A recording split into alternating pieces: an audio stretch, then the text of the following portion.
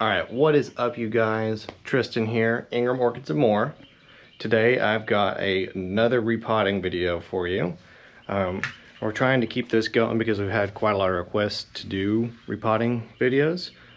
We just did a video on the Memorial Louise Fuchs, and especially since that was a specimen size, and we got a couple requests from some viewers for specimen sized repotting demonstrations. We're going to go with our Cattlianthe Warpaint here. This will be the next step on the chopping block. So I think we've had this plant in a couple of videos, not a whole video dedicated to it. This is Cattlianthe Warpaint variety Sun Bulb, and it is due for a repotting. And a lot of folks who are a little bit newer to orchid growing may ask, how do I know it's ready for repotting? Well, the first thing is it's probably been in this pot, I know, for over a year. I want to say maybe 2 years. There's weeds starting to grow in the old decaying bark mix, and I'd say it's probably better to be safer. Go ahead and do it now than wait another year for the following spring. By that time the plant will be well out of the pot, crawling everywhere, and the media may have gone sour to the point where we start to lose a good portion of our root system.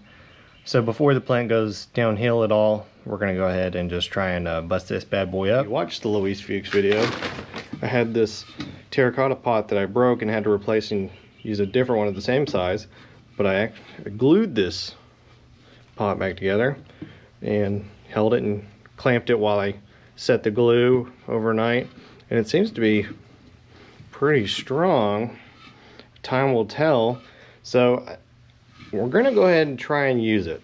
You know, I would have just thrown it away, but it's a nice big pot and I didn't have another big pot suitable for that one, so I figured we glue it and try and reuse it. That's what we're going to be doing today, guys. So I'm going to try my best. Being here solo one-man team right now, I'm going to try and set up the camera so I can show y'all as much as I can. I'll go ahead and tell you that this plant is in a bark mix. It's been a few years, like I said, since I did it, so I'm guessing that I used a mostly fir bark mix with you know, it might be lined in charcoal or lava rock on the bottom, but it's been so long that I can't remember. So when we get in here and we get the plant out, we'll find out what the media situation is. But either way, we're going to transition this to lava rock, especially seeing how much volume that this pot here has. This pot has so much volume that if you were to use bark mix, it would be like it would be a moisture nightmare. All of this extra space here on the bottom, even when the roots root in real well, that's just so much volume of media that can stay wet for extended periods of time and cause potential root rot problems, that it would be best to grow it in lava rock. And especially as plants get bigger, you can be a little bit more open with your bark mix or your media choice for that reason, because a huge volume of media can cause root rot issues. So without further ado, I'm going to set the camera up, quit jabbing, and we're going to try and get this done, and hopefully you'll learn something in the process. Can you all see me? I hope so. This plant, this is going to take up a lot of the frame, so it's not like y'all need to see me anyways, so what am I talking about? Y'all are here for the plants, not for me. I'm going to do my best to show y'all what I'm doing as I go along. So the first thing I want to do is I got to get this plant out of this clay pot, and it is assuredly rooted in there quite well. And now that I'm thinking about it, I probably should have soaked this plant. I don't like to soak plants for too long, but maybe I should run some water over it, just try and get some of the roots to soften up a little bit. We're going to damage a lot of roots doing this, but look at it. I mean, it's a big plant. It'll probably be fun. So I'm not intending to cut or divide this plant. I'm only intending to pot, so we're going to try and not damage the entire root system. If the root system is in good condition and the media is not too mushy and sour, we're not going to cut away too many roots, but that's just speaking forwardly here. We'll just see what it looks like when we get in here. And I should mention that we have gone ahead, we have bleached our surface, cleaned it all down, so we're working with a sterile work environment. And we have our torch here and our clippers. I'm sure we're going to need to be clipping some roots, so we're going to make sure we sterilize our tools.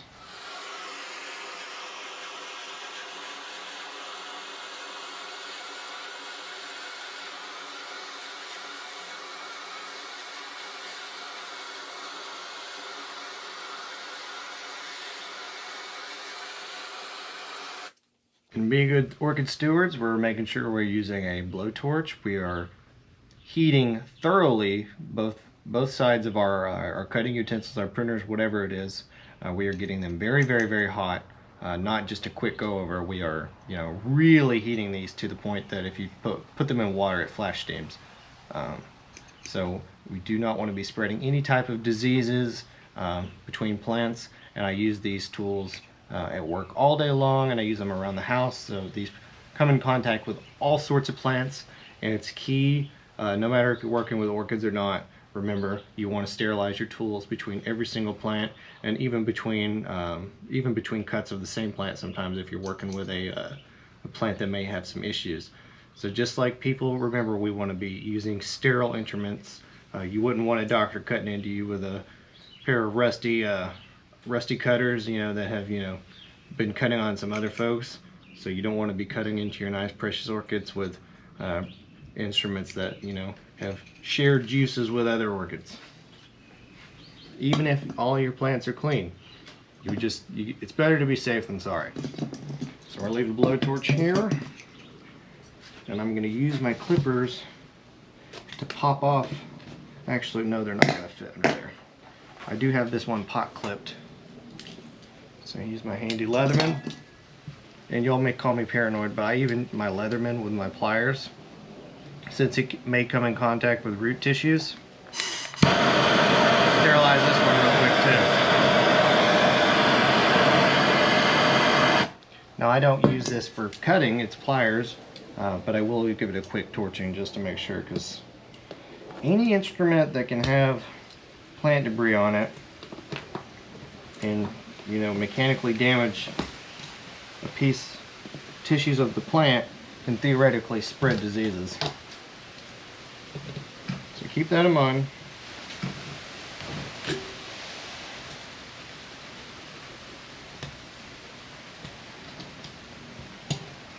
It's not a sponsorship by any means. I found out about these at work, using these for nice plants at the nursery. So I started buying these. This is called Embosso tag. These are metal tags. They're not meant for plants. It's like an industrial marker. It's what they say they're for. But it's like two sheets of stainless steel, thin sheets of stainless steel between like cardboard. You're not going to be able to see it on there, but there's cardboard in between that. So if you're writing tags, it makes it really nice. It makes a nice indentation that doesn't fade. And these stand up for years and years in the weather. It's stainless steel, obviously, because it doesn't rust. And these are much, much better for clipping onto pots that are going to be out somewhere in the sun. Because those plastic, no matter what plastic tag you go with, they all end up becoming brittle and breaking over time. And they even have a stainless steel little wire, and so you can put this on your plant and never have to worry about it breaking and falling off. So I get these on Amazon. I think it's like 15 bucks or something like that for 50 of them. It's a little expensive when it comes to plastic tags, but that way you have peace of mind and you're not worrying about your tag losing your names on your plants. So just thought I'd throw that out there. Pot clips off of here, and these were just a couple of pot clips that I had made.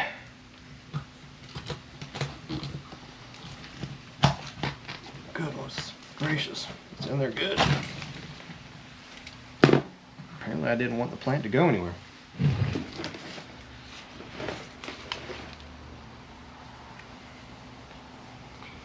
And because this is such a nice terracotta bulb pan, I am going to try and get this plant out without damaging it, because I would like to bleach and reuse this pot at some point in the future. But if we have to break it, I guess we'll have to break it. But we're going to try to not do that. Yeah, I think we're going to rinse some water on it.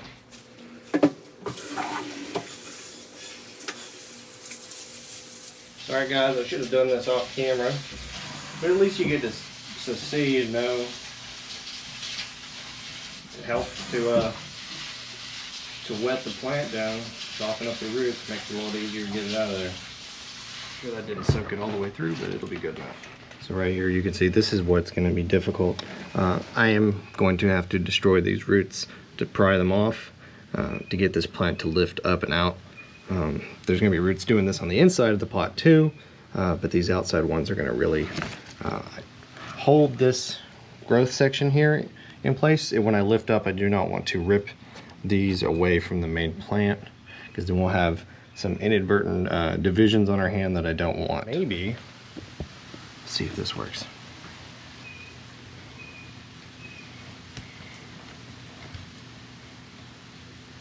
Keep it right there, maybe y'all can see.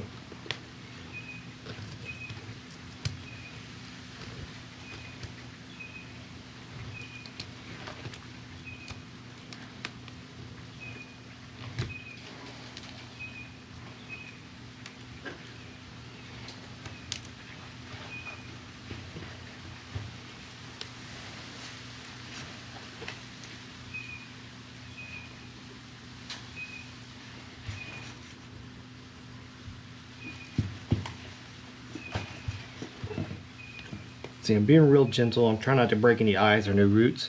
I'm just sticking my thumb right here and pushing up just a little bit of pressure to pop those roots off.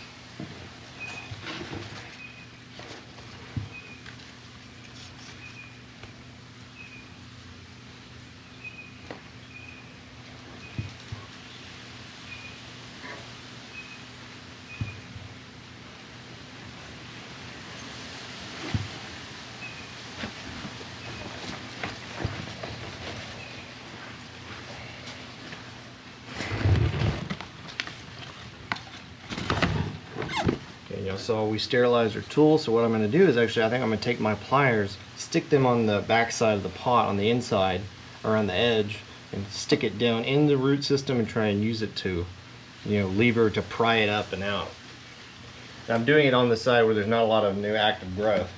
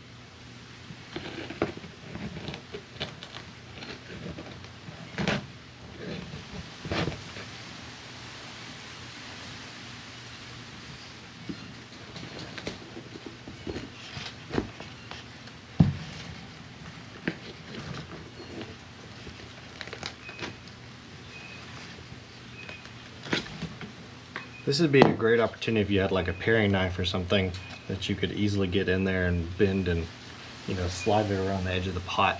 That would probably help break a lot of the root system away from the edges of the pot. I don't have one of those with me right now, so we're going to do the best we can.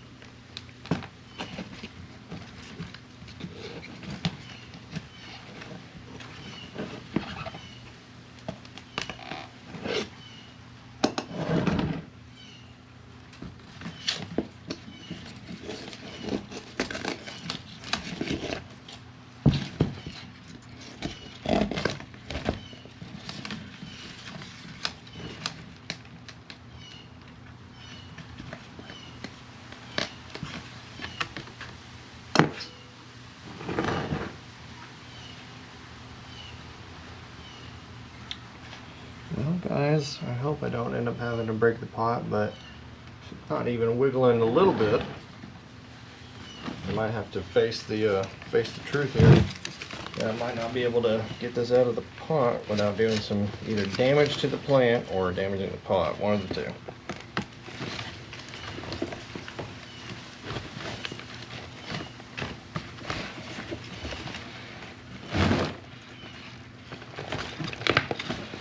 Oh, I heard something crack.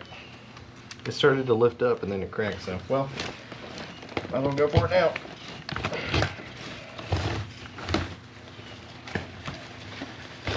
There we go. There we go. Crack the pot a little bit. Maybe I can just snap it off and then re-glue it. But there is our root system, folks. Let's see if I can get a better angle. Get a good handful of these bulbs here. Let's take it out into a little bit more light. So there is our root system as I'm making a big mess.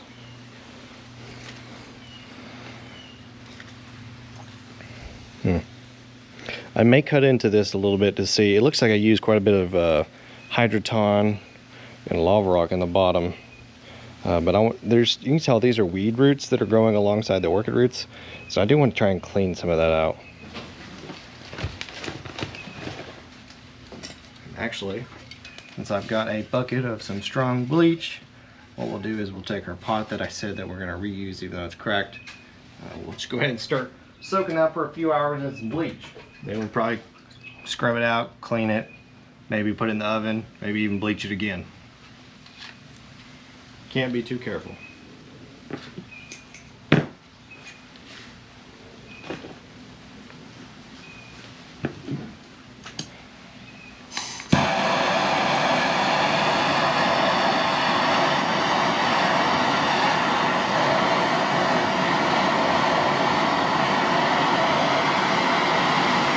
I did retorch again just for the heck of it. What I'm gonna do is, if y'all can see it, is I'm gonna just cut a thin layer off of the bottom of this root system just so that I can free up some of this old media. What orchids will do is they'll root around the pot, around all the outside surfaces of or inside surfaces of the pot, and oftentimes the center of the root ball will have some roots but not near as many.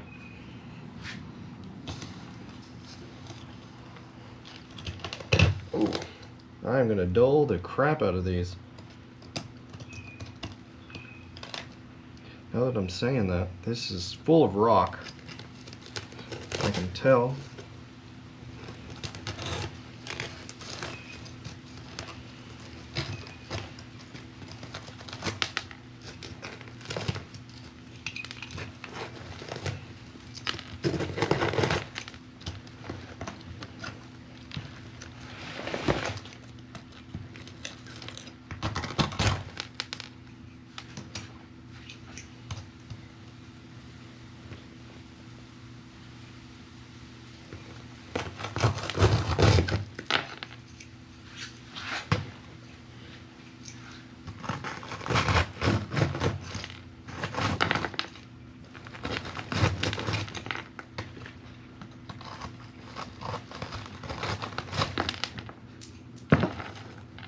So right here we got all this old weed root from some weeds that were growing in there. And it does look like in the bottom I was using lava rock. And so, you know, y'all can call me weird if you want to, but when I'm evaluating old media, what I like to do is I like to smell it. The smell of the way it smells will tell you a lot about it. If there's like a lot of snow mold, stuff that's decaying, the whatever organic materials in there, it'll have a very earthy or musty smell, and that's not always a bad thing. It likes to have, you should have an earthy, musty smell, especially after the mix has been there for a year or two. What you don't want to smell is that sour or that sickeningly sweet decay smell. That's usually a sign of that the media and the root zone has, you know, become compromised in some way. And usually a real sick orchid will have a very distinct smell to it, very sometimes depending on if there's any pathogens in the root system, sometimes they'll have a very fishy odor. If it's a bacterial smell, they tend to have a very like sea, like the bottom of a boat kind of smell. And like if you have like Phytophthora root rot or something like that, Phytophthora has a very distinct, sickeningly decay smell. It's kind of a mixture between like dead animal and very sweet, pungent decay. But yeah, you'll see me sniff the roots a lot, and sometimes I think it's a learned or an acquired thing, but I love the way good potting media smells. I will often just smell it. If it smells like it has that geosmin, like that earthy smell, kind of like after it rains. Good potting media that's old but not really decayed yet has that smell to it, and just smells. I love it. But that's my weird thing. Was mostly rock, charcoal, or not charcoal, excuse me. Not finished my coffee yet. It's mostly lava rock and hydroton balls. So what I think I'm gonna do is, these roots actually look, even though a lot of them are brown because they weren't exposed to the light, they're all tough and intact. So I think I'm just going to pick out a little bit of this, what's loose, what I've damaged, and we're going to call that good, because y'all are saying, oh, these roots are brown, they're dead. Well, I usually know good roots from bad roots, and even though these are brown, these are still very good roots. I'm sure everything is going to die where I just damaged it, but all of this roots up here, the ones that weren't exposed to the sunlight, these are nice and healthy. They are tan in color. You can see stuff that is exposed to the sunlight will start making chlorophyll and turn green, but these are good, so in the pot it's going to go. And this is going to use a heck of a lot of lava rock. Luckily this plant is worth it. Got our pot. Can y'all see me? See what I'm doing? Sort of, kind of, maybe.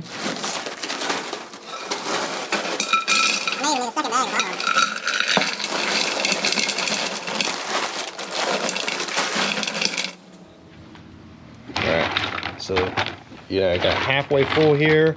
Let's stick it in here and just see how it sits.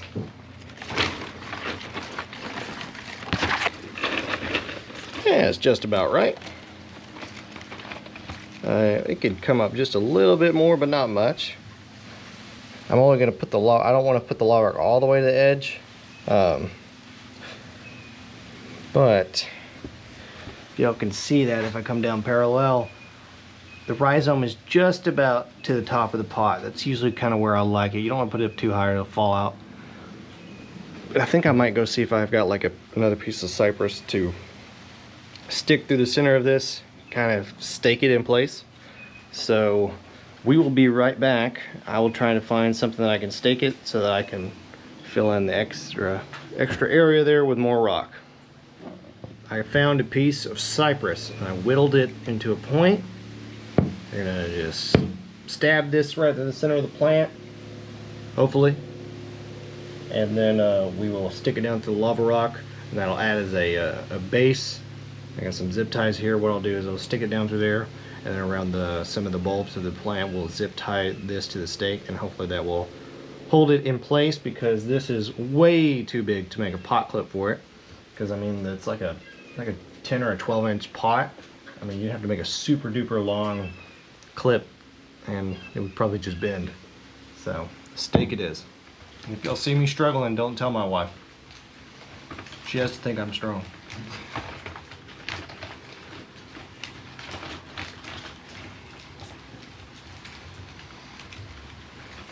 Goodness gracious. Maybe I'll stick this on the ground. Okay. After a considerable amount of struggling, more so than I'd like to admit, I got it through. It's hard to do that by yourself. As my daughter would say, that was difficult. So I got my stake running through the center of the plant. I'm gonna try and get this stake to go all the way to the bottom of the pot, sticking through this lava rock, and then once everything's packed together, it'll make a nice strong base.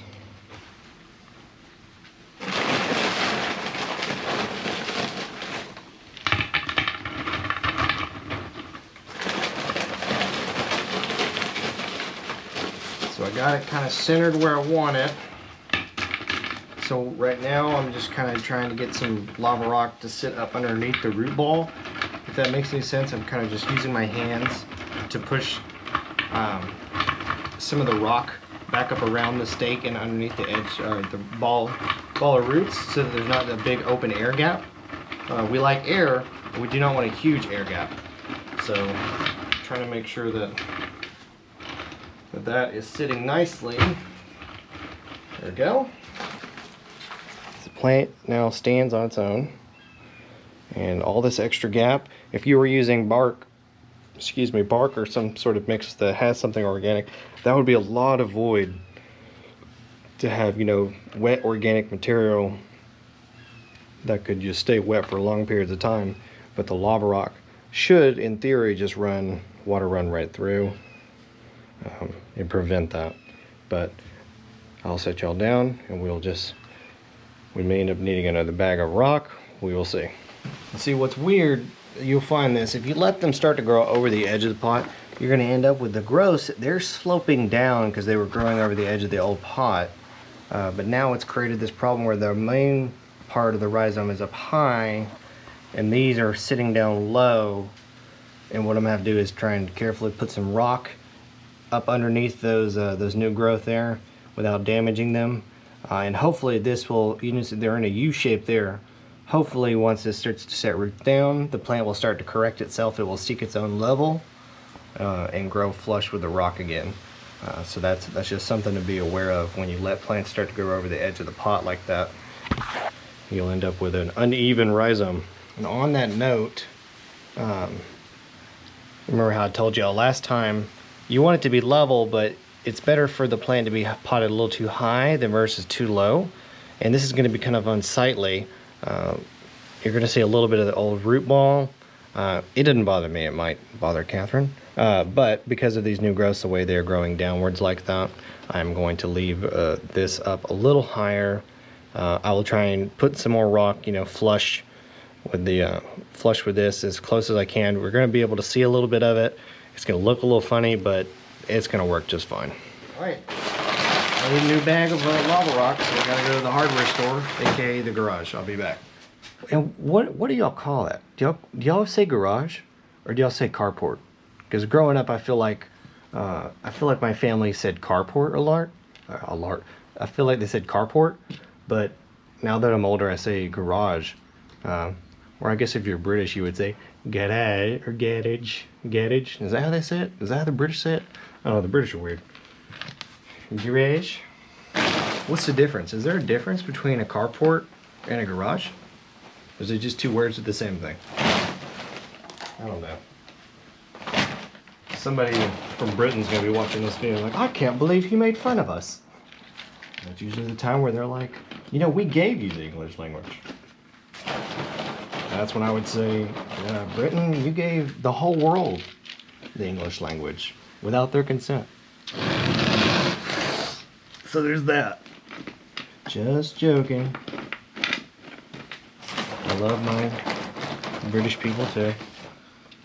I took that 23andMe thing and found out like 97% British and Irish. As vanilla as you can get.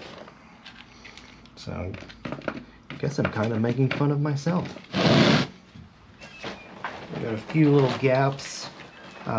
It wouldn't be a problem. The plant's already very, very rigid and not moving very much. But the closer I can get these rock pieces to the new roots, the least distance they have to travel.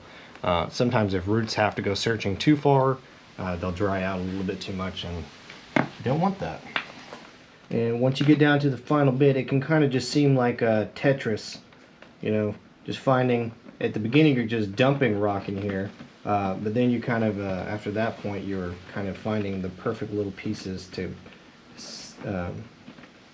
make it fit nice and snug. Or maybe you're not, maybe you don't care, maybe you just toss it all in there. I mean, this is kind of just, you know, the icing on the cake. This would have been an excellent time before I did this to make sure I plucked all of these weeds out, which I did not, because, you know, why do the smart thing? Just create a problem for myself later on down the road.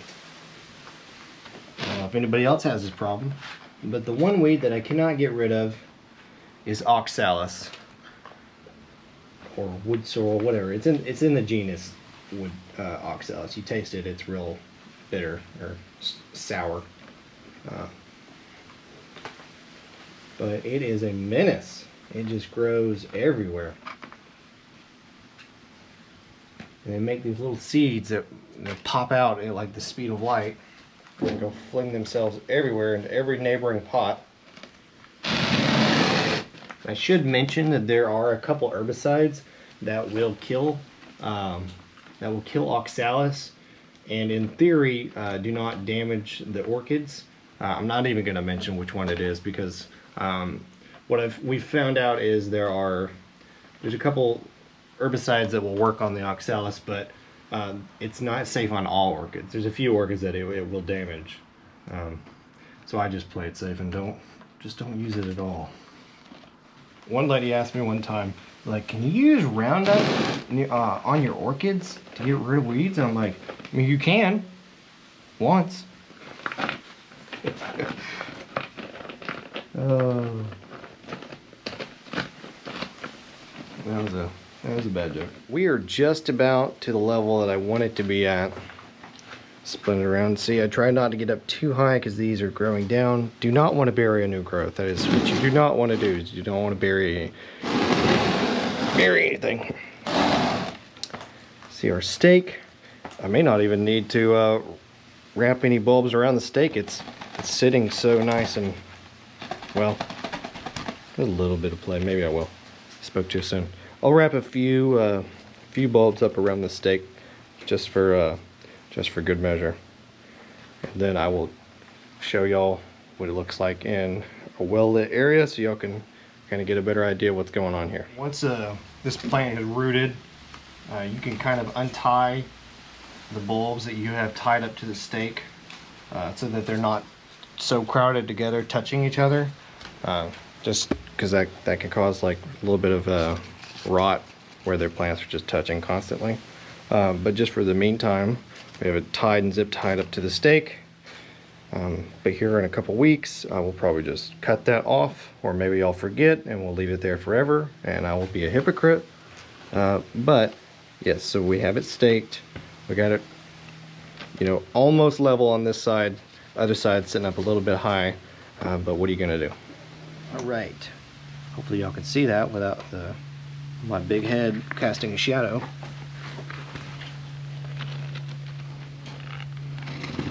It's very heavy now, so shouldn't have any problems with this blowing over in the wind.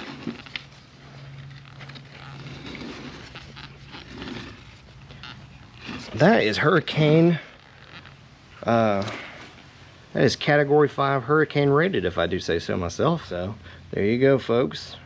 One large specimen-sized, or what I think is a specimen-sized plant, repotted successfully. And give that boy some CalMag and some good fertilizer, and we'll be on our way. All those new roots, the new growth, there's a whole bunch of eyes all over this plant. You can see them in there, they're everywhere. And this is the side that is least aesthetically pleasing, but we don't want to damage these nice new growths. These nice new growths are real stout. Don't want to damage those. But I hope y'all enjoyed that. I'm gonna go inside, get this bleach off me, and try and avoid telling my wife that I got bleach on my new shirt. And we'll see y'all next time. Hope y'all enjoyed it. So take care, guys. Bye.